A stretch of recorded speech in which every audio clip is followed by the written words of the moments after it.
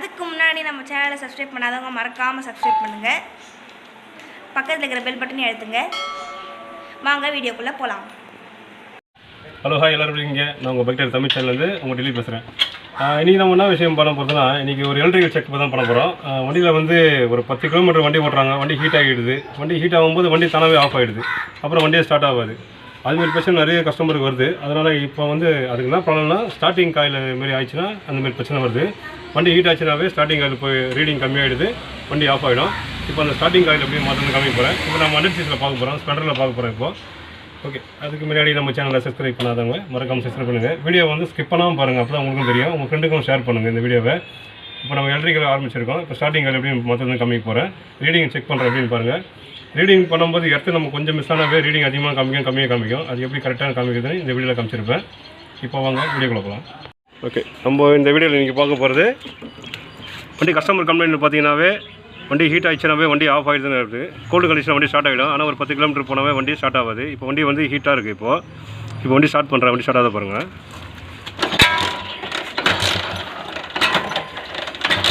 Okay, இந்த heat கண்டிஷனில் வந்து வண்டியே ஸ்டார்ட்டே ஆகாது. இதுக்கு என்ன ப்ராப்ளம்னா, இதுக்கு நம்ம ஸ்டார்டிங் காயில் தான் ப்ராப்ளமாக இருக்குன்ட்டு நம்ம செக் பண்ண போகிறோம்.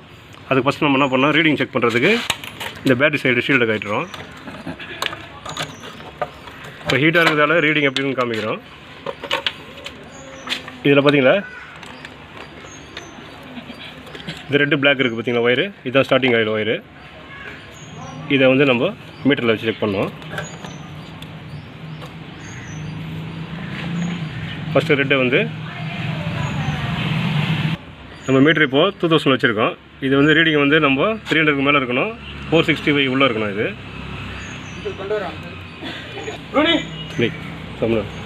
ஃபஸ்ட்டு நம்ம மெயினை வந்து ரெட்டு கீழே வைக்கிறோம். எர்த்தை வந்து பாடியில் கொடுக்குறோம். இந்த ஹீட்டு இப்போ டைமில் பார்த்தீங்களா ரீடிங்கை காமிக்கலை. இப்போ நம்ம என்ன பண்ணோம், டைமிங் சைடை நம்ம கட்டணும். இப்போது அதில் கட்டி காமிக்கிற ரீடிங் நமக்கு. ஓகே, நம்ம இப்போது டைமிங் கேஸை கட்டுறோம். கியர் லிவரை கட்டிட்டு 10ஆம் நம்பர் போல்ட் வரும். அதுக்கு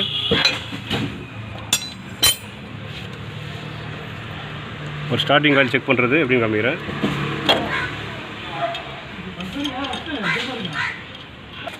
டைமிங் கேஸு இந்த கேஸெல்லாம் கட்டுறது உங்களுக்கு நான் நிறைய வீடியோவில் காமிச்சிருப்பேன். உங்களுக்கு இது 8ஆம் நம்பரு போல்டு வரும். 3 போல்டு, 3மே டிஃப்ரெண்ட்டான போல்டுங்க. மேலே இருக்குது பெருசாக இருக்கும், கீழே 2 ஸ்மால் சைஸாக இருக்கும். போல்ட்டை மாற்றி போடக்கூடாது, கேஸ் அடி வாங்கிடும்.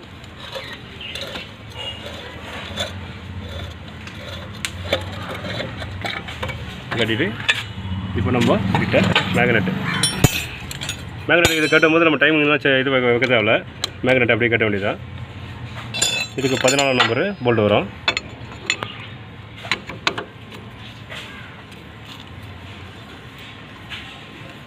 கரெக்டான டூல்ஸ் வச்சு கட்டுங்க, புல்லர் வச்சு.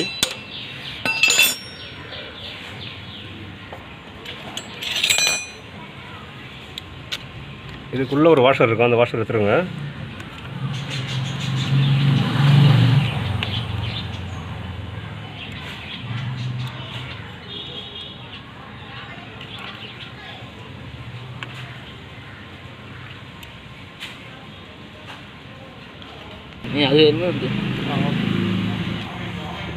இப்போ மேக்னெட்டுக்கு புல்லர் போடணும். மேக்னெட்லாம் மேலே தட்டாதீங்க, சுற்றில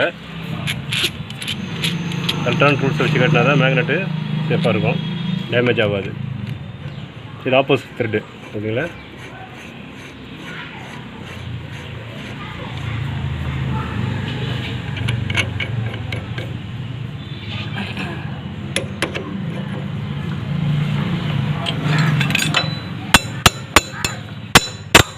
இது நீங்கள் இதேமாதிரி தட்டினாலே மேக்னெட்டு ஈஸியாக வெளில வரும். உங்களுக்கு பாருங்கள், வெளில வந்து ஈஸியாக பார்க்கலாம். ஓகே, இப்போ ஸ்டார்டிங் காயில் பார்த்துங்க.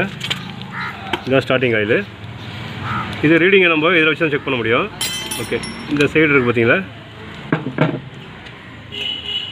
இங்கே தான் ப்ளஸ் வைக்கணும், இங்கே மைனஸ் வச்சு நம்ம மீட்டரில் பார்க்கணும் எவ்வளோ ரீடிங் இருக்குன்ட்டு. இப்போ ரீடிங் பார்த்தீங்களா இப்படி அன்னிவனாக காமிக்குது. 313, 312, 425 இந்தமாரிலாம் ரீடிங் ஏறவே கூடாது. ரீடிங் எவ்வளோ இருக்கணும்னா 300க்கு மேலே 465 இருக்கணும். ஓகேங்களா? அப்படி இருந்தால் தான் இந்த காயில் நல்லாயிருக்குன்னு அர்த்தம். இப்போ இந்த காயில் மாற்ற போகிறோம். இப்போது இந்த காயில் மாற்றிட்டு நம்ம ரீடிங் பார்க்குறோம் எப்படி இருக்குன்ட்டு. வண்டி ஸ்டார்ட் பண்ணி பார்க்குறோம். ஓகேவா? இப்போ பாருங்கள் எவ்வளோ காமிக்குதுன்ட்டு. இது ரொம்ப அதிகமாக 262 காமிக்குது, 236 அதுமாதிரி காமிக்குது. 236லாம் ரீடிங்லாம் காமிக்கக்கூடாது, 300க்கு மேலே இருக்கணும். ஓகேவா? இப்போ நம்ம காயில் கட்ட போகிறோம். ஃபஸ்ட்டு இதுக்கு ரொம்ப ஈஸியாகவே இருக்கும் உங்களுக்கு. 2 ஸ்க்ரூ தான் இதுக்கு. இந்த சைடு ஒரு ஸ்க்ரூ இருக்கும், இந்த சைடு ஒரு ஸ்க்ரூ இருக்கும். இதை கட்டினாவே நம்ம ஸ்டார்டிங் ஆகிடும், ஈஸியாகவே மாற்றலாம். இது சால்ட்ரிங் டைப்பும் இருக்குது, டேரெக்டாக ஒயரும் கனெக்ஷன் கொடுக்கலாம். இது இப்போ வரது எல்லாமே ஒயரோடு கொடுத்துட்றாங்க, அதனால் சால்ட்ரிங்லாம் பண்ண தேவையில்ல. ஓகே, இப்போ நம்ம இதை காயில் வெளில எடுத்துடுறோம். ஓகே, இப்போ நம்ம காயில் வெளில எடுத்துடுறோம். ஓகே, இந்த காயில் பழைய காயில் தச்சு இப்போ புது காயில் வந்து நம்ம அட்டாச் பண்ண போகிறோம். இது இன்னொரு ஒயர் இருக்கும், ஒரு நிமிஷம். புது காயிலங்க. ஓகே, இது புது காயில். புது காயில் ஜாயின் பண்ணுறது பாருங்கள், ஜாயின் பண்ணுறது எப்படி காமிக்கிறேன்.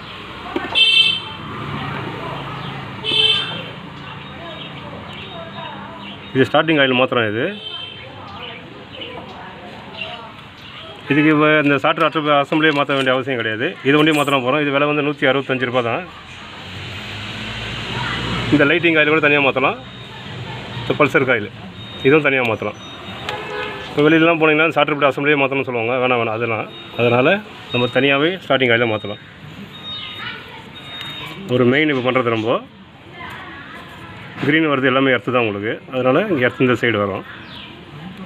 இது கரெக்டான டேப் அடித்து ப்ராப்பராக பண்ணுங்கள்.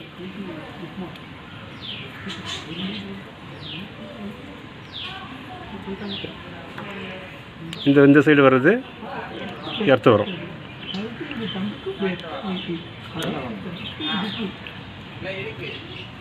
ஓகே, இதை நம்ம ரவுண்ட் பண்ணி இதில் எர்த்து நம்ம அட்டாச் பண்ணோம்.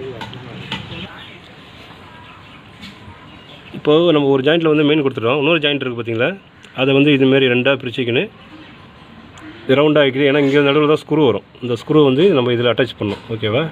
அதனால் இந்தமாரி எர்த்து கொடுக்கறதுக்கு இந்தமாரி பண்ணோம்.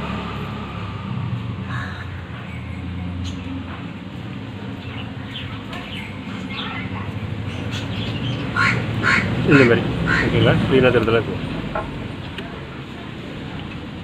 மேலே ஒரு ஸ்க்ரூ.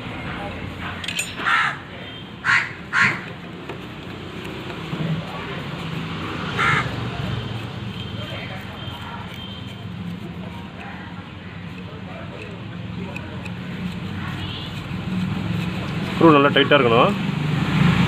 கேஸில் போய் நல்லா டைட்டாக இருக்கணும் அது.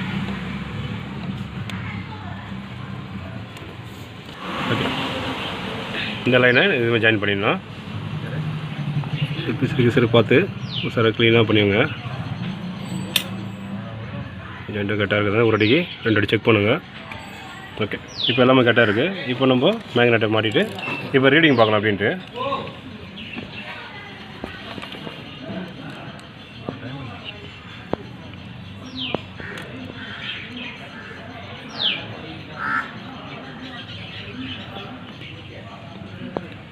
இப்போ ரீடிங் பாருங்கள். இப்போ எடுத்து ஃபஸ்ட்லேருந்து வைங்கப்பா.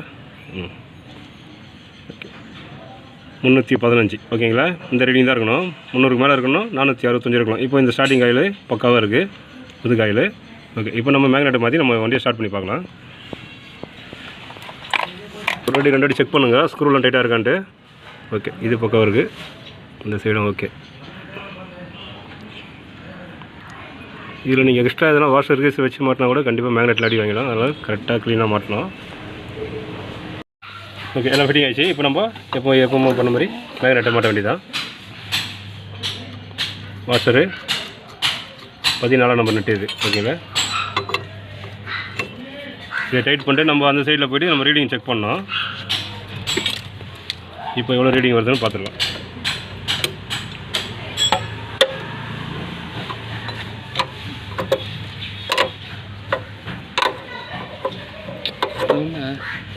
நல்லடி இது கொஞ்சம். ஓகே, இதுவும் ஃபுல் டைட் பண்ணிடுங்க. ஓகே, இப்போ இப்போ நம்ம கேஸை மாட்டி இது நியூட்ரல் சுவிட்சு, இந்த சுவிட்ச் லைனும் கரெக்டாக இருக்க பார்த்துங்க. இது நியூட்ரல் எரியதுக்கான ஒயரிங் இது. ஓகே, கேஸை மாட்டியாச்சு.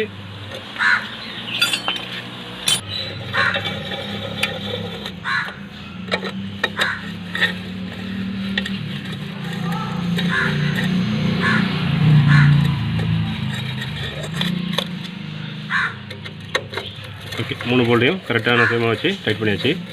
கியர் லெவலில் போட்டு இப்போ பேட்டரி சைடு போய் நம்ம ரீடிங்கை வண்டி கரெக்டாக நம்ம எவ்வளோதுன்னு பார்க்கலாம். இப்போ ரீடிங்கு கண்டிப்பாக காமிச்சாகணும். திருப்பி நம்ம அந்த லைனில் ரீடிங் வரலன்னா கண்டிப்பாக காயில் ஃபால்ட் இருக்குன்னு அர்த்தம். ஓகே, இப்போ லிவரே மாட்டியாச்சு. இப்போ நம்ம அந்த சைடு போனோம், பேட்டரி சைடு. இப்போ நம்ம ரீடிங் ஓகே. இப்போ பாருங்கள், நீங்கள் நீங்கள் ஷேக் பண்ணி இருந்தால் கூட இது ரீடிங் மாறினே இருக்கும். இது கரெக்டான பொசிஷனில் வச்சா தான் உங்களுக்கு ரீடிங் கரெக்டாக நிற்கும். அதுக்காக இது ஒரு எக்ஸாம்பிள் ஆகுது. 314 இருக்குது ஓகேங்களா. இது 300 மேலே இருக்கணும், 465 இருக்கணும். இப்போ இந்த ஸ்டார்டிங் ஆயில் பக்காவாக இருக்குது. இப்போ நம்ம வண்டி ஸ்டார்ட் பண்ணால் தெரிஞ்சிடும் எப்படி வண்டி ஸ்டார்ட் ஆகுதான்ட்டு. இப்போ ஸ்டார்ட் பண்ணி பார்க்கலாம். அப்போ நம்ம இந்த லைனை கரெக்டாக நம்ம கொடுக்கணும். எல்லாத்தையும் போட்டு லைன் கொடுக்காமல் வந்துடாதீங்க, லைனை கொடுக்கணும்.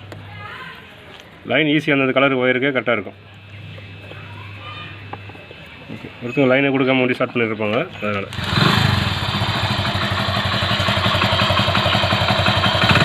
பார்த்தீங்கன்னா வண்டி ஸ்டார்ட் ஆச்சு. பார்த்தீங்கன்னா இந்த வண்டியில் பிரச்சனை இனிமேல் வராது. ஸ்டார்டிங் ஆயில் மாற்றுறது எவ்வளோ ஈஸின்னு இந்த வீடியோவில் காமிச்சிருப்போம் உங்களுக்கு. ஓகே, நீங்களும் ட்ரை பண்ணுங்கள், மற்றவங்களும் ஷேர் பண்ணுங்கள் இதை. ஓகேவா? தேங்க்யூ. இந்த வீடியோ கண்டிப்பாக உங்களுக்கு யூஸ்ஃபுல்லாகவே இருக்கும். உங்களுக்கு நீங்களும் ட்ரை பண்ணுங்கள். இதுமாரி ஸ்டார்டிங் ஆயில் போச்சுனாவே வண்டி மார்னிங் அடித்தா உடனே ஸ்டார்ட் ஆகிடும். கோல்டு கண்டிஷனில் கொஞ்சம் ஹீட் ஆகும்போது தான் இந்த பிரச்சனைலாம் வரும் உங்களுக்கு. அதனால் எலக்ட்ரிக்கல் செக்கப்பு இதுமாரி தான் இருக்கும், சின்ன சின்ன வேலை தான் இருக்கும். காயில் மாற்றுறது நம்மளே பண்ணலாம். ஆனால் இப்போ வர காயிலெலாம் லேம்பு காயில் மாற்றிருக்காங்க. அதனால் ஸ்டார்டிங் ஆயிலெலாம் கிடையாது, மொத்தம் செட்டாக தான் மாற்ற வேண்டி வரும் இப்போலாம். ஆனால் அவ்வளோ சீக்கிரம் எலக்ட்ரிக்கல் ப்ராப்ளம் வராது. ஓல்டு மாடல் வச்சுருக்கவங்களாம் இந்த மாரி வீடியோவில் பார்த்தீங்கன்னாவே உங்களுக்கு யூஸ்ஃபுல்லாக இருக்கும். நம்ம நெக்ஸ்ட் வீடியோவில் பார்ப்போம். பை.